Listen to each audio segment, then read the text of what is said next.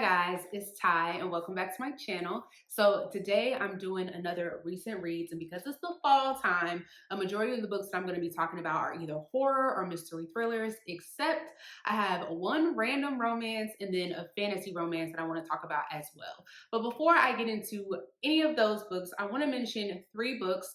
I have already done a horror reading vlog for these, so I'm not going to go into a lot of detail. I'm just going to go ahead and give you guys my rating.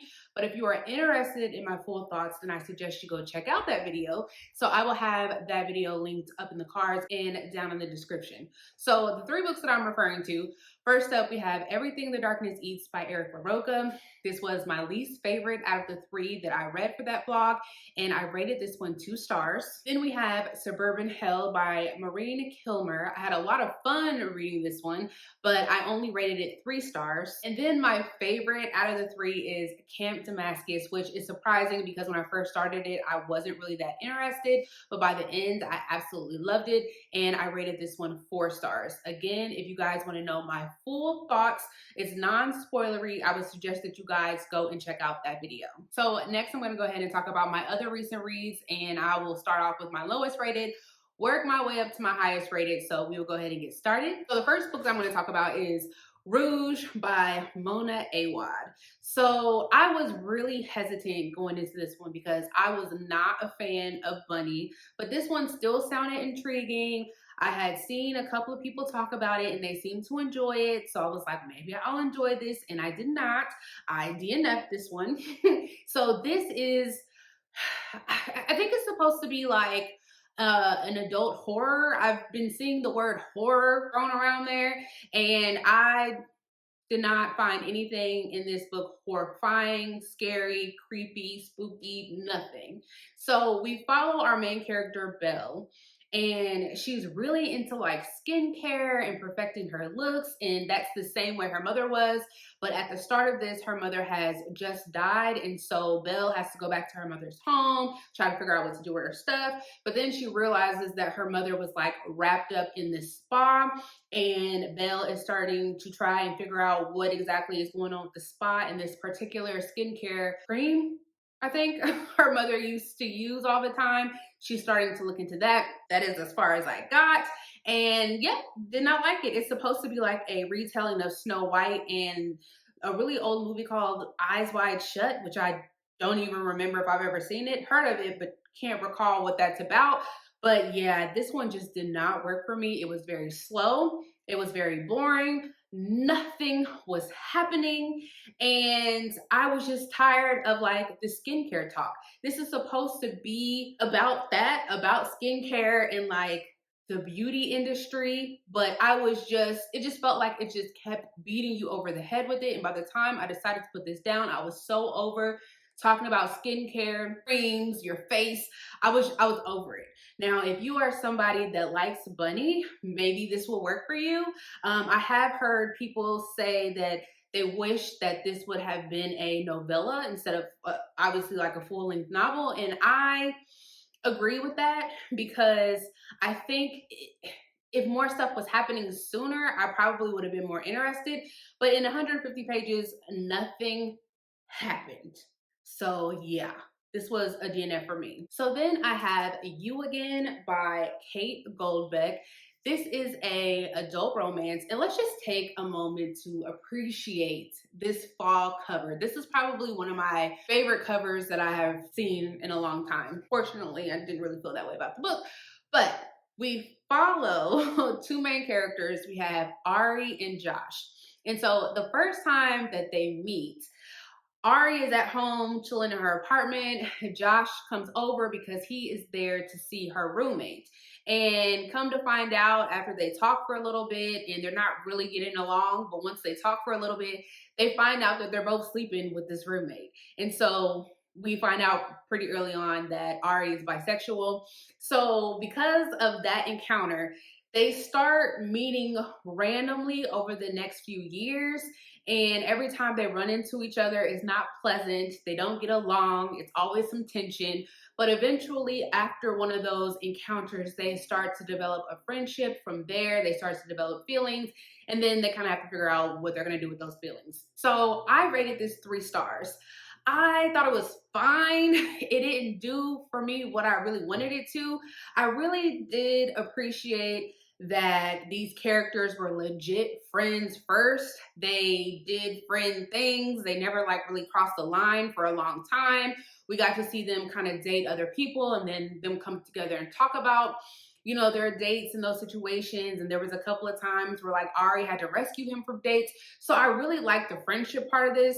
And then I like the timeline. I like how it kind of jumps from like 4 years ago, 3 years ago, a couple of months ago. So I really like the timeline and just seeing their relationship develop over time. And I also really like that these characters were so different. So Ari was like really outgoing. She was kind of erratic. She didn't really have a plan for her life, while Josh was really chill and laid back. And he was also kind of trying to figure out what he was doing with his life. But these characters were so different. And I really liked that. My only thing that I didn't like is even though I liked the friendship between the two, I wish there was more time spent on like the romance. It seemed like they jumped from being friends to like madly in love with each other. And I just wish there was like a better balance, or we got to see more of that or more of their like romantic relationship. But I thought this was fine. This is supposed to be based off of When Harry Met Sally. I've heard of that. I've never seen it unless I don't recall ever seeing that. So if that is something that you have seen and have enjoyed, then you will probably enjoy this. But for me, it was just 3 stars. So next up, we have The Broken Girls by Simone St. James. This is my second book by this author. And this, I would say, is more of like a adult horror mystery. So it's 2014. We are following our main character, Fiona. And she is still trying to get over the death of her sister. She was murdered and found in a field. And the field that her sister was found in is right next to this old boarding school. And so she is still trying to put some pieces together in regards to what happened to her sister, even though the guy that committed the murder is in jail. So then we flip back to 1950s, where we are following these group of girls that actually attend the boarding school.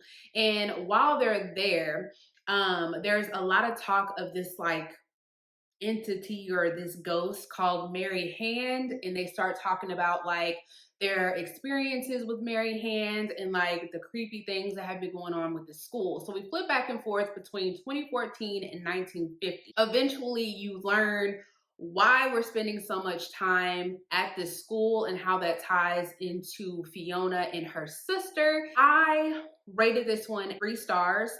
I really enjoyed the timeline with going back and forth. Again, sometimes timelines don't really work for me because I tend to like one over the other. But in this one, I like them. I actually kind of think just a little bit, I like the timeline in the 1950s when we start learning about what happened to these girls at this boarding school, because each chapter from the 1950s chapters kind of follows like a different girl, but they're all a part of the same friend group. So I really liked that. And the story just had a lot going on. So we're following these girls and trying to figure out if this Mary Hand person is like real or not real.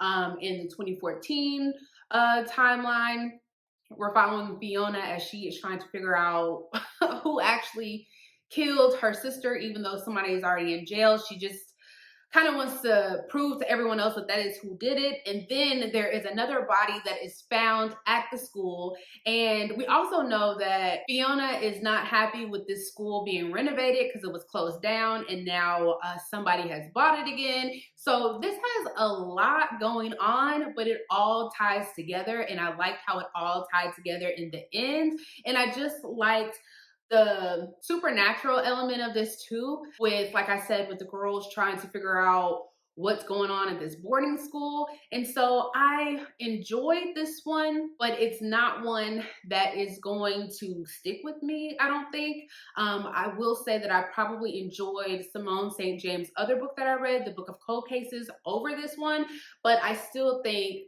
this was pretty good. So then next up, I read Good Bad Girl by Alice Feeney. This is a adult mystery. I think some people consider it a thriller. I think it's just more of a mystery. So in this one, we learned that 20 years prior, a baby was snatched from their stroller in a grocery store. Fast forward 20 years, there has been a murder at a care home, like a nursing home. And so we are following four characters throughout this whole story. So we are following Edith, who is a resident at this care home. We are following Patience, who is a care home taker who is actually taking care of Edith. And it's a caretaker that Edith really likes. Then we are following Cleo, and Cleo is Edith's daughter. And then we are following this lady named Frankie. So throughout this story, we are trying to figure out how all four of these women are even tied together. They were also trying to find out who killed this person that died at the care home. And then we're also trying to figure out whatever happened to that baby from 20 years ago. So I gave this one 3 stars. It took me a while to get into this because I wasn't that interested in any of the characters. And the chapters are really short, which normally I would love that, but we just kept flipping back and forth between characters really fast. So I couldn't really spend that much time with them. But after like probably the halfway point, I really started to enjoy this. Once we started getting those little reveals, we started getting those twists, we started being able to put together why should we care about these 4 characters. I really became invested in the story. And I also liked the conversation around motherhood and how people experience it differently. People have their own thoughts on what is a good mother. And this also talks about how to define like a good and bad person. Like some good people have to do, bad things, and some people are just bad. So I really just enjoyed the conversation around this. I have to say, out of all of the Alice Feeney's that I've read, this is only my 3rd one. This is probably my least favorite, only because it took me the longest time to try to get into this one. But overall, I thought it was fine. Again, I just don't think it's gonna be one of those books that stick with me. So then next we have Fourth Wing by Rebecca Yarros. This is a adult fantasy romance. And I'm just gonna tell you guys right now, I'm surprised that I'm even gonna say this, but I really enjoyed this one. I was so scared to read it because after the initial reviews came out, everybody was loving it. And then after, a few weeks, about a month, then people started having more mixed reviews. And then I just started seeing a lot of negativity around this book. But I had a really fun time. So this one follows our main character by the name of Violet. She is about to go to this war college. I think it's called like Phase Gaith, I think. And all this time, she's been preparing to be a scribe going into this college. But her mom really wants her to be a dragon rider. And in this world, being a dragon rider is super, super dangerous. A lot of these people don't even make it out of the school because they die. So because of her mother, she goes into this war college to become a dragon rider. And so we are watching her as she is going through her training, as she is trying to pick a dragon. All of that stuff we watch her do. In the background of this, we learn that something is going on. Something is not quite right with the government. They're not telling everyone the truth. And so Violet eventually gets wrapped up in that. I gave this one 4 stars. I really, really liked just learning about the school, learning about how dangerous it is to become a dragon rider. I liked when we got introduced to dragons. I liked how like the dragons and their riders are able to interact with each other. I actually really liked the tension between our main character Violet and a guy, her best friend Dane, and then another guy that goes to the school. I want to say his name is Zayden. That's what I said in my head. That's probably not right, but I really liked the tension between those 3. And yeah, I don't know. Did I pre-order the next book that comes out in November? Yes. Yes, I did. So I can't wait to continue on with the story. Last up, I have None of This Is True by Lisa Jewell, adult mystery. So we have Josie and Alex. They actually met at a restaurant on their 45th birthday, and then later on, Josie has found out that Alex is a podcaster. She randomly bumped into Alex one day and tells her that she would like to be featured on her podcast. She has a story that she wants to tell. This intrigues Alex and she agrees to it. And boy, does Josie have a story to tell. So we are following them as Josie is telling her story. So I rated this one 5 stars. I ate this up.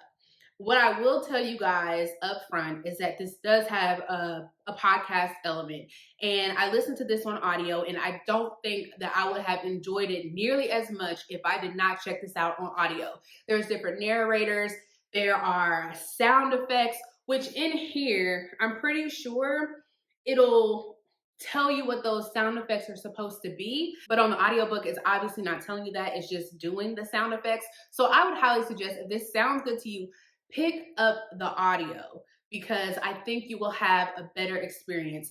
But I loved the story not only because of the podcast element, but because you just could not figure out what was the truth and what was a lie. I mean, all the way up into the end of the book, you don't know what's going on. You don't know what to believe. You don't know who to believe. And that's all that I'm really going to say about this, because I don't want to spoil not one thing about it. But this is my favorite Lisa Jewell. I've only read 3. But out of the 3 that I read, this one is my favorite. This is the one that I probably will recommend. I don't think another Lisa Jewell will probably do it for me as far as me like going back to her backlist. This was excellent. I am surprised that I enjoyed this as much as I did. I gave this one a 5 stars. If you guys pick up any book that I've talked about today, I would suggest that you guys pick up this one. So that is all that I have for you guys today, and I will see you guys next time. Bye.